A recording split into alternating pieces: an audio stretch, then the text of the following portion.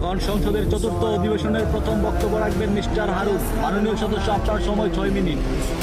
ধন্যবাদ মাননীয় স্পিকার। মাননীয় স্পিকার, আমাদের এই বাংলাদেশ প্রকৃতির অপরূপ সৌন্দর্য ভরা এক শান্তির ভূখণ্ড, বিশ্বের দীর্ঘতম সমুদ্র সৈকত, পৃথিবীর বৃহত্তম ম্যানগ্রোভ বন এবং হাজার বছরের সংস্কৃতি সহ এদেশের মাটিতে জন্ম নিয়েছেন বহু জ্ঞানীগুণী মানুষ, যা আমাদের দেশের গর্ব।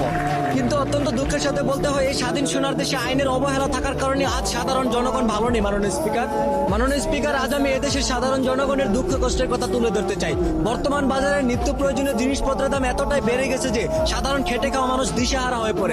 চালের দাম, তেলের দাম, গ্যাসের দাম বাড়ে, কিন্তু সাধারণ মানুষের আয় বাড়ে না। এই অভাবে পরে দেশ ও জাতির উন্নয়নের আশা করা যায় না। মাননীয় স্পিকার, আজ দেশের হাজারো শিক্ষিত যুবক বেকার ঘুরছে। বাবা মা কষ্ট করে পড়াশোনা করে, কিন্তু পড়াশোনা শেষ করার পরও চাকরি নেই। বিশেষ চাকরি করতে গেলেও যোগ্যতা চাই, আবার কিছু কিছু ক্ষেত্রে ঘুষ ছাড়া চাকরিও পাওয়া যায় না। যে দেশের মেধাবী যুবক বেকার থাকে, সে দেশ কখনো পুরোপুরি ভাবে উন্নত হতে পারে না। মাননীয় স্পিকার, বর্তমান সামাজিক যোগাযোগের মাধ্যমে অপপ্রচার, প্রতারণা, কিশোর গ্যাংয়ের কার্যক্রম প্রতিনিয়ত বেড়ে চলছে। অল্প বয়সী ছেলেরা মাদক, সন্ত্রাস আর অপরাধের দিকে ঝুঁকে পড়ছে।